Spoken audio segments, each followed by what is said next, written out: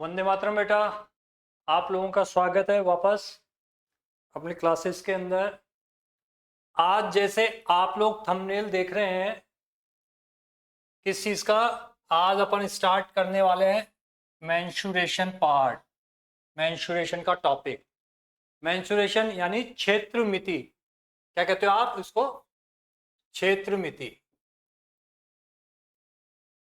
ये टॉपिक अपन स्टार्ट करने वाले हैं। बहुत इंपॉर्टेंट क्लास रहने वाली है क्योंकि क्षेत्र मिति से 101% एक क्वेश्चन तो बनना ही बनना है। कई बार 2 क्वेश्चंस भी आए हुए हैं, यानी बहुत इंपॉर्टेंट टॉपिक है, इंटरेस्टिंग टॉपिक है और इजी भी है।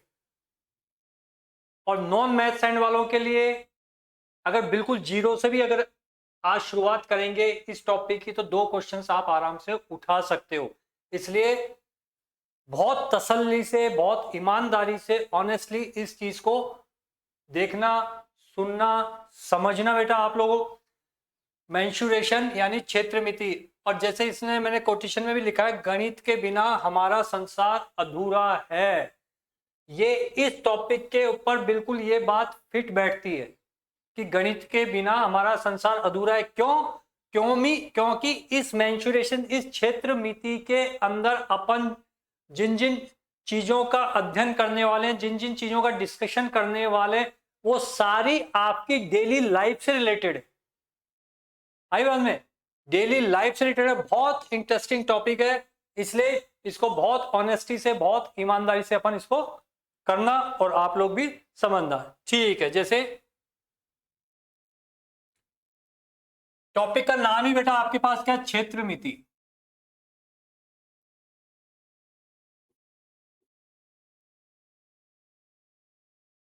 ठीक है, अब क्षेत्र लिख दिया, मिति लिख दिया या मेंसुरेशन, इसमें क्या होगा कि आप कुछ ज्योमेट्रिकल फिगर्स होते हैं, कुछ ज्योमितीय संरचनाएं होती हैं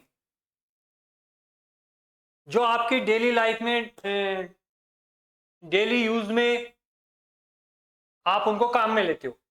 उन संरचनाओं के बारे में अपन इसके अंदर पढ़ेंगे। ठीक, क्षेत्र मिति को आप 2 कैटेगरीज में मैं डिवाइड कर देता हूं, या जनरली अपनी डेली लाइफ के अंदर अपन 3 बात करते हैं, 3 डायरेक्शंस की, 3 दिशाओं की अपन बात करते हैं। एक विमीय 1 डायमेंशनल, 2 विमीय 2 डायमेंशनल और 3 डायमेंशनल, यानी एक विमीय लीनियर यानी, और एक द्विविमीय और एक त्रिविमीय, यानी अपन बात करें 2D का मतलब 2 डायमेंशनल और 3D का मतलब 3 डायमेंशनल। 2 दिशाएं जिसके से मिलकर के जो फिगर, अब दिशाएं यहाँ पे पूर्व पश्चिम उत्तर दक्षिण उस टाइप से बात नहीं कर रहा। 2 दिशाओं का मतलब ऐसी डायरेक्शन जिसके अंदर आप 2 लाइंस एक दूसरे को 90 डिग्री पे काटती, वो डायरेक्शन। मैथमेटिक्स की डायरेक्शंस की अगर अपन जब बात करेंगे तो यानी जैसे ये एक्स, यानी इस डायरेक्शन और इस डायरेक्शन से मिलके क्या बन गया, ये 2 डायमेंशनल चीज हो गई। ये बोर्ड आपके सामने दिख रहा है, ये बोर्ड आपके सामने दिख रहा है। इसमें एक तो लंबाई कंसीडर हो रही है बेटा, और एक इसकी ये ऊंचाई कंसीडर हो रही है, और उससे मिलके क्या बन रहा है, एक समतल का निर्माण हो रहा है। ये समतल का निर्माण हो रहा है, तो यानी ये 2D ज्योमेट्री के अंदर इसको पढ़ा जाता है। 2D ज्योमिति में इसको पढ़ा जाता है। 2D मतलब 2 डायरेक्शन। कौन सी? एक तो ये लाइन यानी लेंथ वाली, और एक ये ऊंचाई वाली, हाइट वाली। इसलिए इसको 2D ज्योमेट्री के अंदर अपन पढ़ेंगे। आई बात में? तो आपकी डेली लाइफ में 2D ज्योमेट्री वाले कौन कौन से कंसेप्ट आप देखते हो, या कौन कौन सी चीजें आपकी डेली लाइफ के अंदर है जिसमें 2 ही डायरेक्शंस होती हैं? ऐसे कौन से ज्योमेट्रिकल फिगर्स हैं? आप लोअर क्लासेस में खूब पढ़ा होगा आपने, ऐसे 2 डायमेंशंस वाले फिगर्स। आई बात दिमाग में? जैसे 2D के अंदर आप क्या क्या पढ़ते हो? आयत, आयत पढ़ते हो ना 2D के अंदर? आप आयत पढ़ लेते हो। आप क्या पढ़ लेते हो? क्यों आयत? ये जो मैंने फिगर बनाया, ये फिगर कौन सा हो गया? आयताकार हो गया। और डेली लाइफ के अंदर भाई अपन प्लॉट ही खरीदने गए हैं, प्लॉट ही खरीदने गए, हाँ भाई कि चौकोर आयताकार होना चाहिए भैया, यानी लंबाई ज्यादा चौड़ाई कम, या वर्गाकार होना चाहिए भाई, लंबाई चौड़ाई बराबर। इसी टाइप से कोई त्रिकोण यार गोमुखी शेरमुखी इस टाइप के प्लॉट लेने की कोशिश करते हैं क्या अपन? जहां तक हो सकता है उसको अवॉइड करते हैं एक तरीके से, आई बात में। क्योंकि जिसमें दो ही डायरेक्शन सामने हो कि भाई कि एक मैं यूं सीधा चलूं और एक यूं राइट टर्न लूं, तो यानी ये टेढ़ा चलूं और फिर ये राइट टर्न लूं ये हो गया और फिर ये राइट टर्न लूं ये हो गया, कहने का मतलब। तो ऐसा तो यानी दो डायरेक्शन काम में आ रही है तो वो क्या कहलाएंगे? टू डायमेंशनल फिगर्स कहलाएंगे, 2D कहलाएगी। जैसे ऐसी वर्गाकार यूं। अब यहाँ पे जो अपन बात कर रहे हैं 2D ज्योमेट्री की, जो अपन बात करेंगे बेटा कि आयत हो गया, वर्ग हो गया, या आप यूं ले लो त्रिभुज हो गया, ये सब अपन बातें 2D ज्योमेट्री के अंदर कर लेते हैं, ठीक है। तो इस टाइप के ज्योमेट्रिकल फिगर से आप काफी वाकिफ है, आई बात में, खूब से वाकिफ है। आज जिस फर्श पे मैं खड़ा हुआ हूं वो फ्लोर, वो फर्श भी क्या है? आयताकार ही है ना, क्योंकि ये रूम की लेंथ और ये रूम की विड्थ हो गई तो आयताकार ही है। क्यों? इस या आप जिस रूम में बैठ के अभी इस समय पढ़ रहे हो, जिस रूम में बैठ के आप क्लास ले रहे हो, तो आप जहां बैठे हुए हो वो फर्श कैसा आयताकार है, उसमें एक लेंथ एक लंबाई कंसीडर हो रही है, एक फर्श की बात कर रहा हूं मैं, कमरे की बात नहीं कर रहा हूं। शब्दों को हमेशा ध्यान देने की जरूरत है। यानी फर्श, फर्श क्या आयताकार है। ऊपर छत की तरफ देखो, आपकी छत कैसी दिख रही है आपको? आयताकार दिख रही है। या अगर कमरे की लंबाई और चौड़ाई आपकी बराबर होगी तो आपको कैसी दिख रही होगी? वो वर्गाकार दिख रही होगी, आई बात में। तो आयत का कंसेप्ट, आयत तो आप देखो अपनी छत के अंदर क्या क्या काम में आ रहा है। आप छत ऊपर की तरफ देख लो, क्या काम आ रहा है? एक लेंथ काम में आ रही है और एक विड्थ काम में आ रही है, एक लंबाई काम में आ रही है और एक चौड़ाई काम में आ रही है। लंबाई यानी एक दिशा, चौड़ाई यानी दो दिशा। अगर बाई दिए समझ लो कि ये लंबाई होती बेटा, तो चौड़ाई को आप यूं देख रहे हो क्या? छत को, चौड़ाई को कैसे देख रहे हो आप? चौड़ाई को आप यूं ही देख रहे हो एक तरीके से। फिर अगली सामने, तो यानी ये इसके समांतर है कि नहीं है, और फिर ये अगली यूं आ गई, तो इस टाइप से ये आपको छत आपकी यूं नजर आ रही होगी एक तरीके से। तो इसमें ये आमने सामने की भुजाएं, इनको क्या बोल सकते हैं? भुजाएं बोल सकते हैं। तो आमने सामने की क्या भुजाएं, क्या बराबर है, आई बात में, और समांतर है। तो ये आयत की प्रॉपर्टीज हो गई अपने पास। क्या? आयत ऐसा ज्योमेट्रिकल रिप्रेजेंटेशन है, ऐसा पृष्ठ होता है एक तरीके से, आयताकार पृष्ठ या ऐसा पृष्ठ होता है जिसके अंदर चार तो भुजाएं होती हैं। चार भुजाएं हो गई ना, एक दो तीन चार, चार भुजाएं होती हैं। तो आयत की प्रॉपर्टीज क्या हो गई कि आयत की प्रॉपर्टीज क्या हो गई? चार भुजाओं से इनक्लोज कोई भी फिगर, कोई भी आकृति जिसके अंदर चार भुजाएं होती हैं और दो भुजाएं आपस में 90 डिग्री पे काटे। तो ये देखो, ये अगर मैंने ये आयत बनाया और ये आयत बनाया, तो ये तो क्या कंडीशन है? ये इसकी लंबाई और ये इसकी चौड़ाई यानी विड्थ। और ये देखो, एक भुजा, दो भुजा, तीन भुजा, और ये भुजाएं आपस में एक दूसरे से कितना कोण बना रही हैं? 90 डिग्री का कोण बना रही है। और अपोजिट साइड्स हमेशा क्या होती हैं? बराबर होती हैं और समांतर होती हैं। आप देखो इसके अंदर ये आमने सामने की भुजाएं क्या है? बराबर है लेंथ में, और ये आमने सामने की भुजाएं क्या है? बराबर है लेंथ के अंदर। तो ऐसा फिगर क्या कहलाएगा? आयताकार कहलाएगा। ज्योमेट्रिकल फिगर्स तो बहुत से होते हैं, ठीक है। समांतर चतुर्भुज की बात करें, है ना, कि भाई कि आमने सामने की भुजाएं तो उसके अंदर भी बराबर होती है, समांतर भी होती हैं, बट उसमें क्या होती है? दोनों भुजाएं आपस में लंबाई चौड़ाई वाली एक दूसरे को 90 डिग्री पे नहीं काटती हैं। पर अपन यहाँ नहीं जाएंगे क्योंकि अपने कोर्स में नहीं समांतर चतुर्भुज वगैरह कुछ नहीं। अपन केवल अपन 2D के अंदर जो बात करेंगे केवल आयत और वर्ग की बात करेंगे। और आयत और वर्ग वगैरह की भी बात इसलिए करेंगे क्योंकि अब 3 डायमेंशन, जब चारों दीवार, जब कुछ क्वेश्चन ऐसे आते हैं कि चारों दीवारों के क्षेत्रफल निकालना, आयतन निकालना, उसके अंदर टाइलें लगाना और वो लगाना, तो टाइल्स कैसी आती हैं? जैसे आपके अगर फर्श पे भी देखो, अगर टाइल लगा हुआ है या कोटा स्टोन लगा हुआ है या कैसा लगा हुआ है, या तो वर्गाकार चौके लगे हुए हैं, है ना, या बाथरूम के अंदर या आपके किचन के अंदर टाइल्स लगी होंगी तो आयताकार टाइल्स लगेंगे, वर्गाकार लगेंगे। इसलिए इन चीजों की अपन बात कर रहे हैं एक तरीके से। बाकी मैं त्रिभुज वगैरह कितने प्रकार के होते हैं कि भाई राइट ट्राइंगल भी होता है, आइसोलेस ट्राइंगल्स भी होता है, ये होता है, उन चीजों पे नहीं जा रहा हूँ। समांतर चतुर्भुज हम लोग इन सब पे अपन बात नहीं करेंगे। अपन बात करेंगे जो अपने कोर्स के अंदर है। तो क्यों? क्योंकि 2D डायमेंशन के अंदर अपन जो बात कर रहे हैं तो केवल आयत और वर्ग की बात कर रहे हैं अपन। हरी बात समझ बेटा। तो आयत की प्रॉपर्टीज क्या हो गई?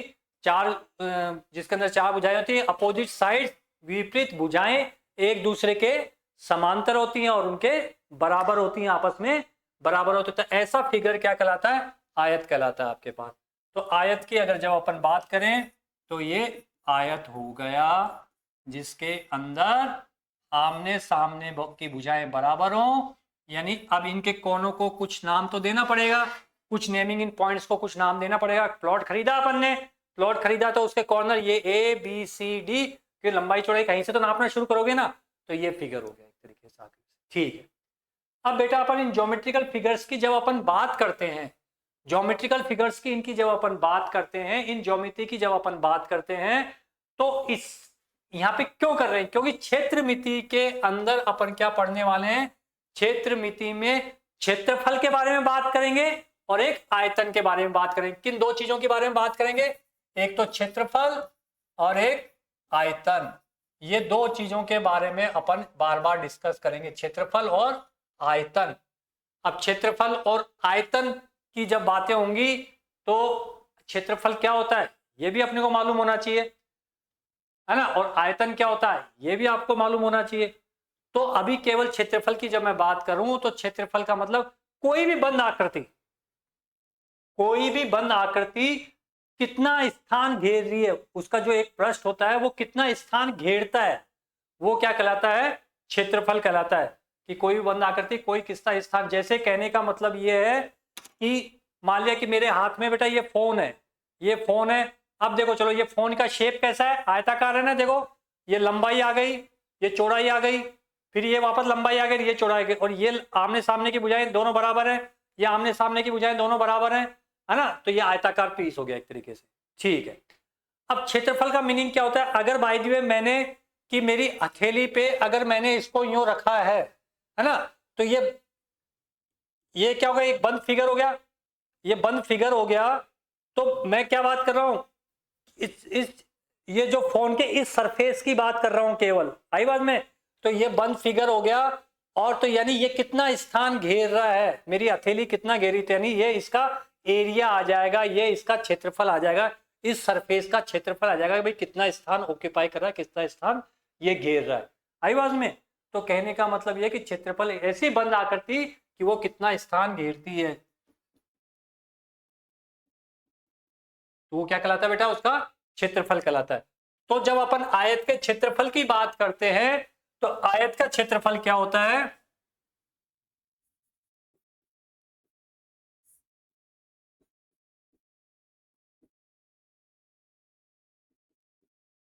लंबाई गुणा चौड़ाई। क्या याद रखेंगे, ये याद हो जाना चाहिए, याद होगा सबको, खूब काम में लेते ले डेली लाइफ में। तो आयत का क्षेत्रफल हमेशा क्या होता है, लंबाई गुणा चौड़ाई। ये सूत्र आपके जहन में बैठ जाना चाहिए कि आयत का क्षेत्रफल लंबाई गुणा चौड़ाई, आपको दिमाग में बैठ जाना चाहिए। ठीक है, ये तो हो गई बेटा क्षेत्रफल की बात। अब बात करते परिमाप की। एक शब्द सुना होगा आपने, परिमाप। परिमाप का मतलब ये होता है कि कोई भी क्लोज फिगर है उसके एक सिरे से शुरू होकर के और आप उस फिगर के चारों तरफ उसकी बाउंड्री पे घूम लो, तो जो टोटल लंबाई, टोटल दूरी जो आप तय करोगे वो क्या कहलाएगा, एक परिमाप कहलाएगा।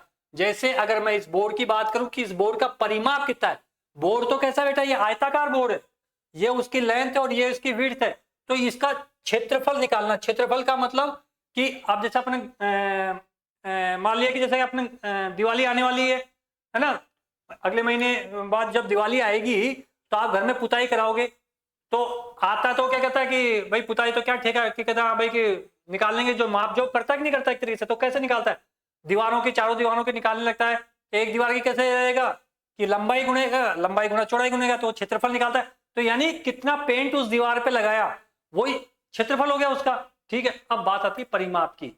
परिमाप की बात, जैसे इसी बोर्ड की बात करूं तो बेटा ये इस किनारे की लेंथ, ये फिर मैं यहां से घूमा, ये लंबाई, फिर ये लंबाई और फिर ये लंबाई, इन चारों लंबाइयों को मैं जोड़ लूं तो यानी दो तो लंबाइयां हो गई वो बराबर होती है, और दो ही चौड़ाइयां हो गई वो आपस में बराबर होती, इन सब का जोड़ परिमाप कहलाता है। तो परिमाप की जो एक बेसिक डेफिनेशन है, एक बेसिक रूल है, वो बेसिक रूल क्या है कि कोई भी जो क्लोज फिगर है उस फिगर की कुल लंबाई, अब मान लिया कि जैसे अपने ये फोन ही है, ठीक है, ये सरफेस, आप इसका परिमाप निकालना तो क्या करोगे, यहां से यहां तक की लंबाई, यहां से यहां तक की चौड़ाई, यहां से यहां तक की लंबाई, और यहां से यहां तक की चौड़ाई, इन चारों को जोड़ लोगे और जो आ जाएगा तो वो इसकी टोटल क्या हो जाएगा, इसका वो परिमाप हो जाएगा। तो परिमाप का मतलब समझ में आ गया कि बाउंड्री बाउंड्री पे घूम के ट्रैक के ऊपर आपने उसकी लंबाई चौड़ाई निकाल ली, तो वो क्या कहलाएगा, उसका परिमाप कहलाएगा।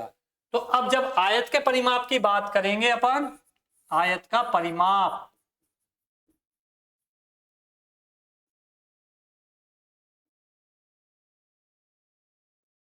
तो आपने देखा बेटा कि एक लंबाई ये, अगर ये 2 मीटर है तो ये भी 2 मीटर होगी, तो दो तो लंबाइयां होगी। अगर ये 1 मीटर है तो उधर वाली साइड भी भुजा भी 1 मीटर होगी, तो दो चौड़ाइयां हो गई एक तरीके से। ठीक है, तो आयत का परिमाप आप क्या बात करोगे, लंबाई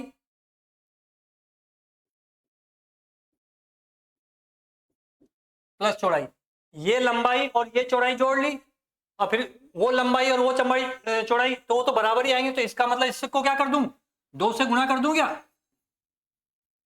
ये 2 से गुणा हो गया, तो ये क्या हो गया, आयत का परिमाप हो गया। आयत का परिमाप का सूत्र क्या हो गया फिर, 2 गुणा ब्रैकेट में लंबाई प्लस चौड़ाई। क्यों क्यों कैसे लेते हैं, लंबाई प्लस चौड़ाई प्लस लंबाई प्लस चौड़ाई, यानी लंबाई प्लस चौड़ाई गुणा 2, ये आयत के परिमाप का सूत्र आपको दिमाग में रखना। ठीक है,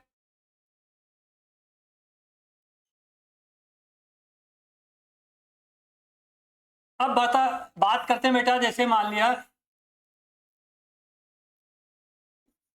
ये ए बी सी डी कोई आयत, ये क्या कहलाता है, ये आयत का विकर्ण कहलाता है। क्या कहलाता है, विकर्ण, इसको कहते हैं विकर्ण। और ये भी आयत का विकर्ण कहलाएगा एक तरीके से।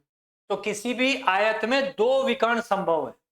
कितने संभव है, 2 विकर्ण संभव है, और विकर्णों की लंबाई आयत में हमेशा क्या होती है, बराबर होती है। दोनों विकर्णों की लंबाई बराबर होती है। अब मान लिया कि अगर ये लंबाई a है और ये चौड़ाई को अगर अपन b से दिखा रहे हैं, तो कहने का मतलब आयत का क्षेत्रफल, आयत का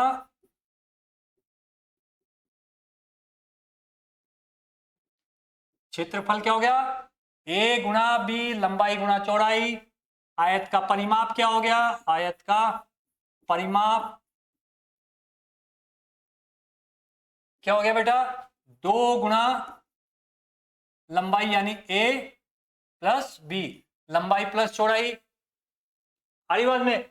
और अगर विकर्ण का मान निकालना हो, विकर्ण की लंबाई, आयत के विकर्ण की लंबाई, विकर्ण की लंबाई, तो आपको ये सूत्र याद रखना है, अंडर रूट लंबाई का स्क्वायर प्लस चौड़ाई का स्क्वायर। क्यों क्यों क्योंकि एक चीज देखो, विकर्ण ए सी विकर्ण है, इसमें ए बी लंबाई है और बी सी क्या है, ये। तो इसी का टुकड़ा मैं ये काट के समझ लो, यहाँ पे मैंने ये लिख दिया बेटा, ये ए, ये सी और ये बी। और मैंने क्या बताया था, ये कोण कितने कितने डिग्री के होते हैं, 90-90 डिग्री के होते हैं। तो ये क्या बन गया, एक समकोण त्रिभुज का निर्माण हो गया। ये क्या बन गया, एक समकोण त्रिभुज बन गया। और समकोण त्रिभुज का एक कंसेप्ट हमेशा ये याद रखो कि जो 90 डिग्री का कोण होता है ना, इसके सामने वाली भुजा हमेशा कर्ण कहलाती है। क्या कहलाती है, सामने वाली भुजा, क्योंकि त्रिभुज में 3 ही भुजाएं होती हैं, और कर्ण जो है किसी भी त्रिभुज की, समकोण त्रिभुज की सबसे बड़ी भुजा होती है। तो 90 डिग्री का जहां कोण बनता है, जिसपे बनता है, उसके सामने वाली भुजा हमेशा कर्ण। और जिस भी कोण के बारे में बात करिए, अगर इसके बारे में बात करेंगे तो इसके सामने वाली भुजा क्या कहलाएगी, हमेशा लंब कहलाएगी। और जो तीसरी बच जाती है उसको क्या बोलते हैं, आधार। तो ये खूब प्रॉपर्टी आप यूज करते हो, और क्वेश्चंस में भी काम में आती है कि कर्ण, आधार और लंबे एक संबंध होता है कि कर्ण स्क्वायर बराबर, ये भी फॉर्मूला याद रखना, कैलकुलेशंस में काम में आता है, कर्ण स्क्वायर बराबर आधार स्क्वायर प्लस लंब स्क्वायर।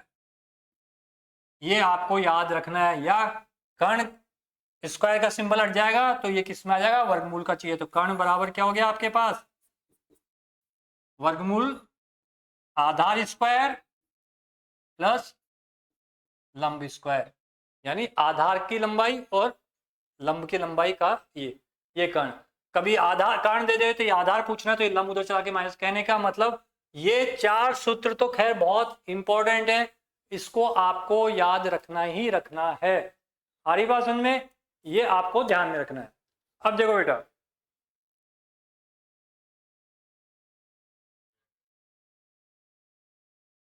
अब जब अपन इसकी बात कर ली, आयत की बात कर ली, ये समझ में आ गई, तो अब अपन बात करते हैं वर्ग की। दूसरा टू डायमेंशनल फिगर अपन ले लेते हैं वर्ग।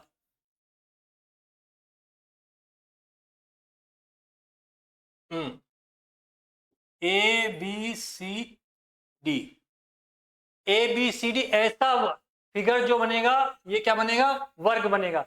वर्ग की प्रॉपर्टी क्या होती है कि चार भुजाएं होंगी, चार भुजाएं होंगी, पर चारों की लंबाई क्या होगी? बराबर होगी, लेंथ, यानी ये चारों आपस में लंबाई में बराबर होगी। अब मान लिया बेटा कि ये मान लिया इसकी लंबाई स्मॉल ए है, तो ये भी क्या हो गया? स्मॉल ए हो गया। तो वर्ग भी क्या हो गया? और दोनों भुजाएं हमेशा एक दूसरे को 90 डिग्री पे काटेंगी, तो वर्ग भी क्या हो गया आपके पास? एक तरह का आयत ही तो हो गया। वर्ग भी क्या हो गया? आयत ही हो गया एक तरह का। ऐसा आयत जिसमें लंबाई और चौड़ाई क्या है? बराबर है। लंबाई और चौड़ाई क्या है? बराबर है। तो वर्ग का क्षेत्रफल, तो पहला वर्ग का क्षेत्रफल,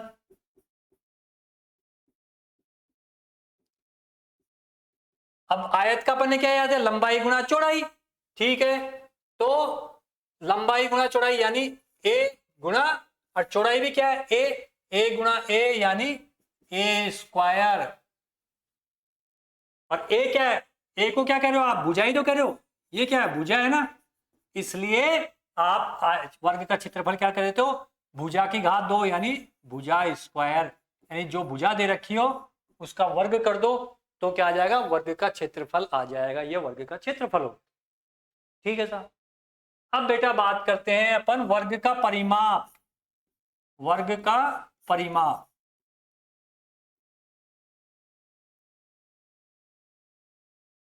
ठीक है। परिमाप की क्या बात की थी अपन ने कि बस बाउंड्री बाउंड्री पे जोड़ दे जाओ और उस टोटल लेंथ उसको जोड़ दो, तो वो उसका परिमाप कहलाएगा। जैसे यहां से ये लेंथ ए है, ये लेंथ ए है, ये भी क्या ए और ये भी क्या ए है, तो एक ए और ए, दो ए, तीन ए और ये चार ए, हाँ या ना? या चार भुजाएं हैं और चारों ए लंबाई है, तो आयत इसका वर्ग का परिमाप भी क्या हो गया? चार गुणा ए, या क्या लिख सकते हो? चार गुणा भुजा, एक ही बात है।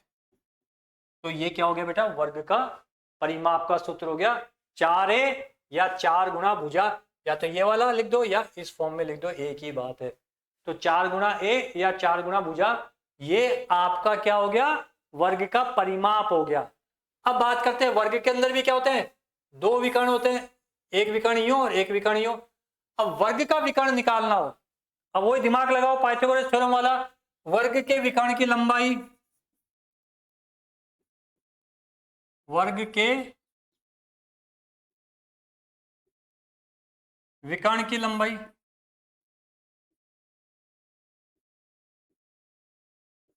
अब वो क्या होगी? वर्ग का विकर्ण क्या होगा? ये, तो क्या बताया था? ये सामने वाला कर्ण हो गया, तो ये आधार, ये लंब, तो ए स्क्वायर ए स्क्वायर।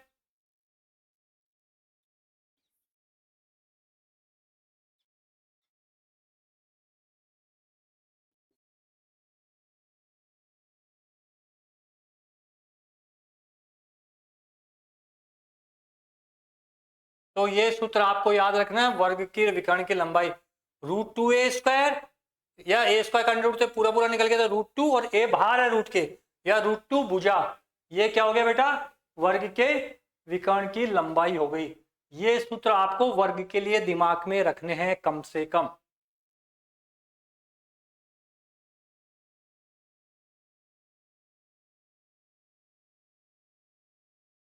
और एक चीज प्रॉपर्टी और याद रख लो, जब विकर्ण दिया हो,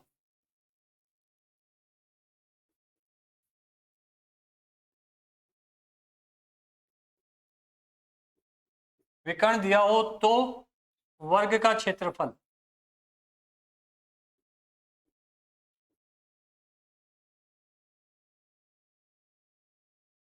जब विकर्ण दिया हो बेटा तो वर्ग का क्षेत्रफल क्या होता है, विकर्ण का स्क्वायर बटे 2। ये और एक याद रख लेना कि विकर्ण का स्क्वायर बटे 2 वो क्या हो जाएगा, वर्ग का क्षेत्रफल। दिमाग लगाओ भाई, विकर्ण क्या है, √2a, इसका स्क्वायर करूंगा तो क्या आ जाएगा, 2a² आ जाएगा, और बटे 2, 2 से 2 कट जाएगा तो क्या आ जाएगा, वो a² ही तो आएगा। आई बात में। तो ये सूत्र आपको वर्ग के लिए याद रखने हैं। तो आयत की बात हो गई, वर्ग की बात हो गई। अब अपन एक 2 डायमेंशनल फिगर और अपन स्टडी करते हैं इसके अंदर, उसकी बात करते हैं। वो कौन सा है, वृत्त। वृत्त, सर्किल। गोले और वृत्त में अंतर होता है। जो वृत्त होता है वो 2 डायमेंशनल फिगर है, द्विविमीय ज्योमेट्री का पार्ट है। और जो गोला होता है ना, गोला मतलब बॉल, आई बात में, गोला मतलब बॉल, और वृत्त का मतलब क्या है, एक सर्किल। जैसे अपन वो फर्श के ऊपर एक चौक से यूं एक यो सर्किल, वो चौक से यूं बना दे एक तरीके से, वो सर्किल, उसकी कोई जो वृत्त की कोई मोटाई नहीं होती। और जो बॉल, फुटबॉल हो, आप वॉलीबॉल ले लो या सिंपल क्रिकेट बॉल ले लो, वो एक गोला है। आई बात में। और वृत्त और गोले में बेसिक डिफरेंस ही है, क्योंकि वृत्त की जो अपन बात करते हैं तो इसमें क्या होता है, एक फिक्स पॉइंट होता है। एक फिक्स पॉइंट से कोई दूसरा पॉइंट इस टाइप से मूव करता है जब उसकी उस फिक्स पॉइंट से दूरी हमेशा बराबर, यानी ये फिक्स पॉइंट जो कहलाता है, समझ लो ये पॉइंट था, ये दूरी, ये दूरी, ये दूरी, ये दूरी, ये दूरी, ये दूरी, ये दूरी, यानी ये पॉइंट घूम घूम के ऐसे घूमता है कि ये जो फिक्स पॉइंट है ना बेटा, इससे दूरी हमेशा क्या होती है, ये बराबर। ये ऐसे लाइनें कट जाती हैं, इसका मतलब क्या है, ये बराबर चीज को द्योतक है। तो यानी फिक्स पॉइंट से दूरी हमेशा। तो वृत्त, वृत्त की जो परिभाषा दी जाती है या जो आप बुक्स वगैरह में पढ़ते हो, एक तरीके से वृत्त एक ऐसे बिंदु का बिंदुपथ होता है। वृत्त एक ऐसे बिंदु का बिंदुपथ होता है जिसकी एक फिक्स पॉइंट से दूरी हमेशा कांस्टेंट रहती है, हमेशा बराबर रहती है। तो ये तो फिक्स पॉइंट है, तो इसको तो क्या कह देते हैं अपन। अब मैं थोड़ा फिगर यहां पे बना देता हूं ढंग से। तो बेटा ये तो क्या कहलाता है, केंद्र। और समझ लो ये पॉइंट वही मूव करता, कभी यहां पहुंच गया, यहां पहुंच गया। ये क्या कहलाती है, इसकी त्रिज्या। क्या कहलाती है, त्रिज्या। आई बात में। ये और ये क्या कहलाएगा, ये पॉइंट कहलाएगा, ओ कह दो तो, यानी ये क्या कहलाएगा, ये इसका केंद्र कहलाएगा, और ये क्या कहलाएगी, त्रिज्या कहलाएगी। ठीक है। तो वो जो फिक्स डिस्टेंस जो है वो तो क्या कहलाती है, त्रिज्या कहलाती है। और वो जो फिक्स पॉइंट है वो हमेशा क्या कहलाता है, केंद्र कहलाता है। और ये जो घुमाव है, ये घुमाव क्या कहलाता है बेटा, वृत्त की परिधि। ये क्या कहलाता है, परिधि। क्या कहलाता है, परिधि। ओके। अब वृत्त का क्षेत्रफल निकालना हो, अब वृत्त का क्षेत्रफल निकालना हो तो आप ये मानो कि जैसे कि कोई भी बैंगल चूड़ी होती है आपकी, हालांकि उसकी मोटाई होती है, पर एक कंसिडरेशन के लिए मान लो कोई बहुत बारीक बैंगल है, चूड़ी है ना, तो वो एक सर्किल हो गया, वो एक वृत्ताकार हो गई एक तरीके से। आई बात में। अब उस चूड़ी को आपने, यानी वो कितना स्पेस घेरेगी, तो वो तो उसका क्षेत्रफल हो गया, है ना, गोलाई। अब मान ले कि परिधि का मतलब क्या, कि अब वो समझ लो प्लास्टिक की चूड़ी थी और उसको मैंने यूं कट कर दिया, तो बेटा उसको यूं खोलूंगा ना तो एक लाइन बन जाएगी कि नहीं बन जाएगी, और इसको यूं घुमाऊंगा तो वापस वो चूड़ी बन जाएगी, यूं फिर लाइन बन जाएगी। तो ये जो लेंथ है, इसलिए तो परिधि को क्या कहते हैं, लेंथ। ये वर्ग है, इसको यहां से इस कोने को मैंने कट कर दिया और इन दोनों कोनों को पकड़ के यूं यूं खींच दिया, तो क्या होगा, एक स्ट्रेट लाइन बन जाएगी नहीं बन जाएगी। ऐसे आयत है, आयत है, यहां से कोने से कट कर दिया मैंने कैंची से, मतलब कोई प्लास्टिक का मैंने ले लिया, बाउंड्री ले लिया आयताकार, है ना, उस शेप को यूं तारों से बांध लिया और जैसे यूं और कट कर दिया। आज एक सिंपल से मैं आपके हाथ में कोई वैसे नॉर्मल कोई वायर दे दूं बिजली का, जो पुराना वायर है, मैं कहूं इससे आकृतियां बनाओ, आप आयताकार आकृति बनाओ, तो आप क्या करोगे, उस वायर से यूं करके, हाँ यूं करके, यूं करके, यूं एक आयताकार देखो फर्श पे जमा के बता दोगे ना, है ना। और परिमाप की बात आती है तो क्या करते हो, वहां से उठाया और उसको सीधा यूं खोल दोगे तो परिमाप, तो परिमाप में अपन बात क्या कर रहे थे, लेंथ विड्थ इन्हीं की तो बातें कर रहे थे, उन्हीं को तो जोड़ रहे थे। तो कहने का मतलब ये है, तो अब वृत्त का क्षेत्रफल की जब भी बात होगी, वृत्त का क्षेत्रफल,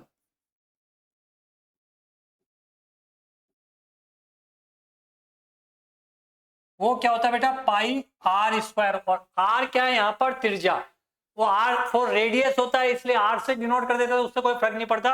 और पाई की वैल्यू 22/7 या 3.14, जैसा क्वेश्चन में दे अपन उसको कैलकुलेशन के हिसाब से अपन देख लेंगे। पर वृत्त का क्षेत्रफल का सूत्र क्या होता है, पाई आर स्क्वायर, ये आपको ध्यान में रखना है, ठीक है। अब वृत्त का परिमाप, वृत्त का परिमाप,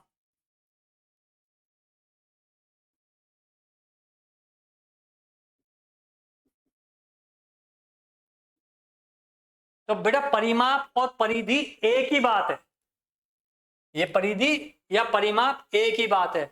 और वृत्त के लिए क्या होता है, 2πr, क्या होता है, 2πr, ये वृत्त की परिधि का सूत्र हो गया। वृत्त के क्षेत्रफल का सूत्र क्या हो गया, पाई आर, वृत्त की परिधि का सूत्र क्या हो गया, 2πr। आइए बाद में, अब एक्चुअल में क्या होता है,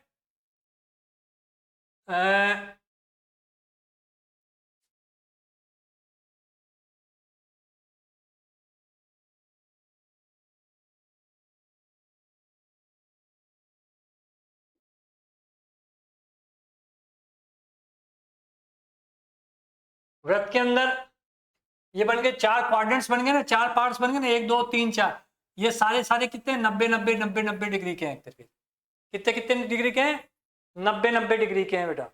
आई बात में, अब 90 डिग्री के हैं, तो ये 90, ये 90, ये 90, 90, तो 90 यानी एक बिंदु पे अधिकतम 360 डिग्री का कोण बनाया जा सकता है, 360 डिग्री का। और उस कोण को रेडियन में जो अपन करते हैं, तो 90 डिग्री को रेडियन में क्या लिखते हैं, एक π/2, 180 डिग्री को पाई लिख देते हैं, ऐसे 360 को क्या लिख देते हैं, 2π लिख देते हैं। तो 2π का मतलब क्या होता है कि यहां से राउंड शुरू हुआ और ये कंप्लीट करके वापस आ गया, यानी कितना टोटल कितना एंगल ट्रेस कर लिया आपने, 360 डिग्री ट्रेस कर लिया ना, किस विड्थ से, आर से। इसलिए वृत्त का परिमाप या परिधि का सूत्र 2πr आपने को लिखना है, ठीक है। और बेटा एक चीज और ध्यान में रखो कि सेंटर से, वृत्त के केंद्र से पास होने वाली सबसे बड़ी रेखा जो परिधि को दो बिंदुओं पे जोड़ती है, ये तो वृत्त का केंद्र था O, और ये A, और ये मान लीजिए ये B, इसको बोलते हैं वृत्त का व्यास। क्या बोलते हैं, व्यास।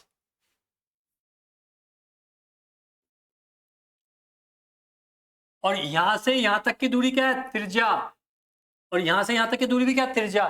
तो इसका मतलब त्रिज्या और व्यास में क्या संबंध हो गया, डायमीटर, व्यास मतलब डायमीटर। तो यानी व्यास बराबर क्या हो गया बेटा, 2 गुणा त्रिज्या, यानी व्यास हमेशा त्रिज्या का दुगुना होता है, तो व्यास बराबर 2r। ये प्रॉपर्टीज आपको वृत्त के लिए याद रखनी है। आगे बात समझ में, तो इन सब चीजों का आपको ध्यान रखना है। ये 2 डायमेंशनल के लिए, ऐसे अपन त्रिभुज के लिए अपन बात करते हैं, क्यों कई बार आ जाती है वो एग्जाम में, कई कैलकुलेशन में कहीं कहीं यूज हो जाता है। आई बात में, तो त्रिभुज का क्षेत्रफल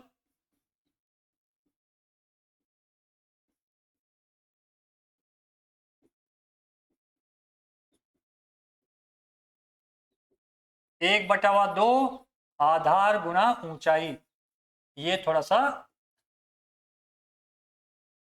और जब क्वेश्चंस कराएंगे जैसे जैसे आते जाएंगे अपन बात करते जाएंगे, पर अभी आप त्रिभुज के क्षेत्रफल को भी 1/2 आधार गुना ऊंचाई, ये त्रिभुज का क्षेत्रफल आपको याद रखना है। आगे बात समझ में, तो इन चीजों को आप दिमाग में बिठा, तो 2D डायमेंशन के अंदर, 2D ज्योमेट्री के अंदर अपन ने ये बातें पढ़ी, ठीक। अब बेटा कुछ ज्योमेट्रिकल जब क्वेश्चंस आते हैं तो कुछ क्वेश्चंस में कुछ कॉम्प्लिकेशंस भी आते हैं। जैसे मान लिया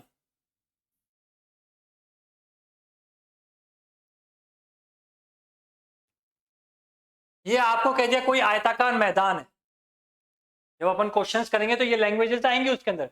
जैसे कह दिया आयताकार मैदान है, इसके चारों ओर, इसके चारों ओर एक x मीटर चौड़ा ट्रैक बनाना भैया इनको साइकिल का।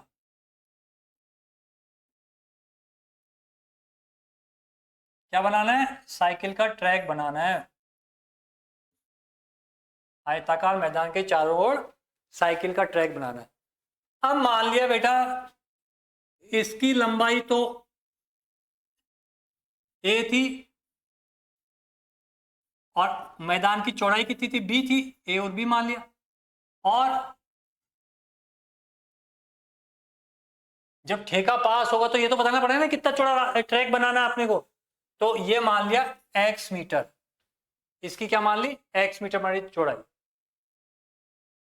तो इस टाइप को जब चारों तरफ बाहर की तरफ कोई आयताकार मैदान है और उसके बाहर की तरफ ट्रैक बनाना हो, तो ऐसे क्वेश्चंस को करते हुए ज्यादा ट्रिक वगैरह दिमाग में नहीं रखनी। मैं ट्रिक्स को ज्यादा तवज्जो इसलिए दूंगा, ट्रिक्स पे क्या होता है कि फिर आप एक पर्टिकुलर क्वेश्चंस की तलाश में रहते हो। क्या ये वाला आ जाएगा तो ये कर लेंगे, ये वाला आ जाएगा तो वो वाली ट्रिक अप्लाई कर लेंगे। तो आप ट्रिक में उलझ के रहते हो, कंसेप्ट को नहीं सीखते हो। और कंसेप्ट एक बार दिमाग में बैठ जाते हैं तो फिर कुछ भी है, फिर आपको ऐसे दिमाग में लगाने की जरूरत नहीं होती कि ये आएगा तो ये उससे हो जाएगा, ये आएगा तो उससे हो जाएगा। नहीं, कंसेप्ट आता तो फिर कुछ भी आ जाए, बस आपका क्लियर होना चाहिए। तो कहने का मतलब ये है कि जब भी बाहर की तरफ करेंगे तो क्या हो जाएगा बेटा, ये जो नया भाई आयताकार चारों तरफ बनाना, समान चौड़ाई का बनाना है, तो देखो ये भी तो एक आयत ही हो गया, एक बड़ा।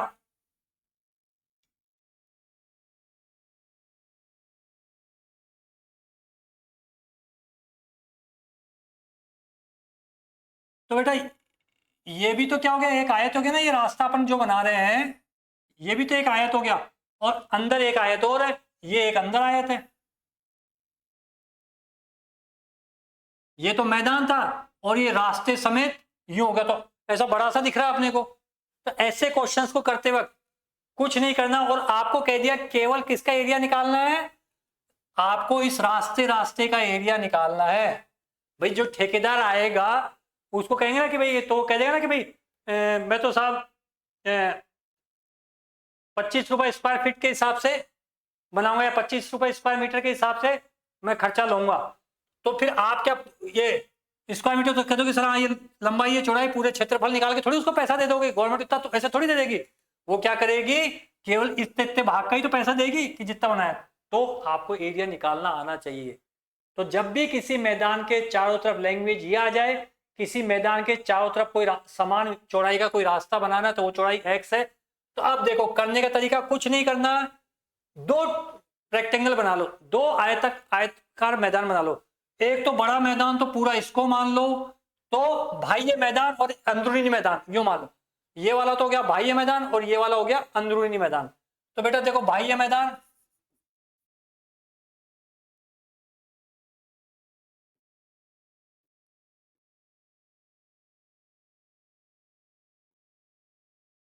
की लंबाई क्या आ जाएगी?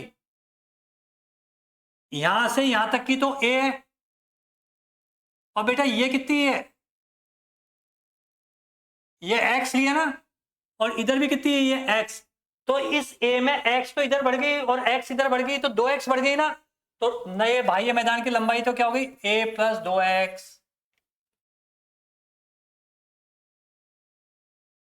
तो यानी यहां से यहां तक की लंबाई ये a b c d, यानी a से b तक की लंबाई कितनी हो गई? a plus 2x। और चौड़ाई कितनी होगी? ये तो b थी बेटा, तो x ये बढ़ गई और x ये बढ़ गई, तो चौड़ाई b प्लस 2x। ये हो गया a plus 2x and b plus 2x हो गया। ओके ठीक है। अब आंतरिक मैदान की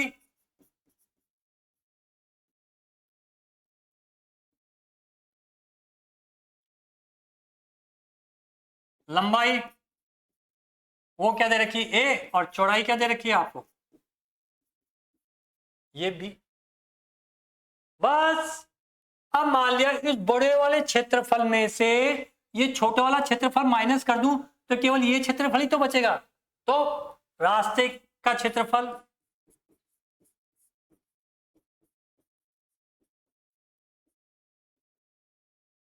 इसकी क्या होती है, लंबाई गुना चौड़ाई, तो ए प्लस 2x गुणा बी प्लस 2x और माइनस ए गुणा बी। ये लो, ये ब्रैकेट खोलो और x का जो भी मान 5 मीटर दे रखा हो, 4 मीटर दे रखा हो, जो भी रखेंगे ये। तो अब ये कोई अलग से सूत्र याद करने की जरूरत थोड़ी है, आपको अपना कंसेप्ट दिमाग में बिठा लिया, उसके बाद में आपने अपना काम कर दिया, कहां दिक्कत आ गई। और ऐसे ही अगर ये अंदर रास्ता बनाना हो, इसको अंदर बनाना हो तो क्या जाएगा, मान लिया कि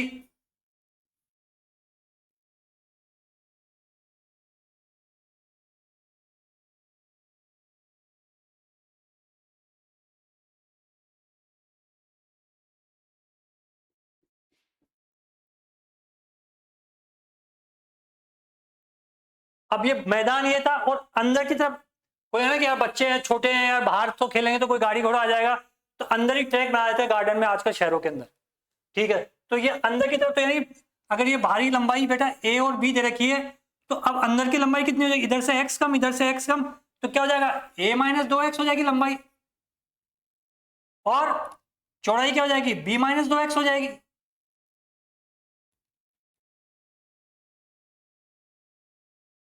लाइट गई, चलो देखते हैं अपन वापस।